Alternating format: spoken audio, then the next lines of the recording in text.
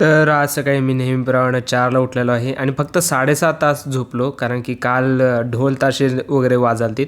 आज सकाळचं body weight 52.3 होतं, जी की चांगली गोष्ट आहे. कॉफी एक्स्ट्रा घालून ओटमील केलेला आहे आणि हां, उद्या नॉर्मल कॉफी घालतच नाही उद्या आय गेस मी.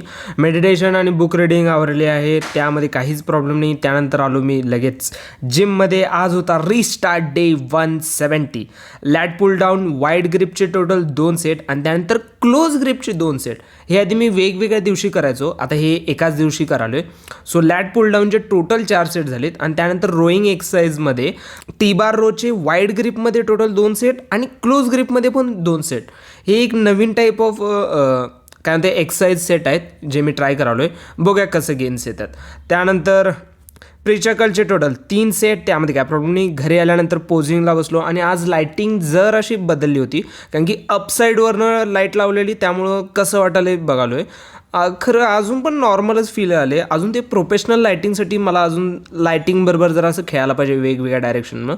बॅकचं काय प्रॉब्लेम नाही आणि लॅट मला आता फ्लेअर चांगले करायला याल्यात, म्हणजे आधीपेक्षा तरी.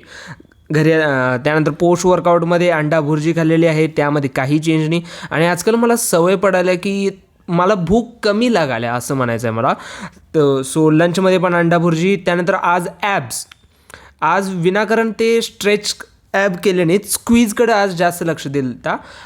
आणि त्यानंतर प्रोटीनवालं दही, त्यामध्ये काय प्रॉब्लेम नाही. आजच्या दिवसाचे total 13,000 steps done. Tomorrow restart again.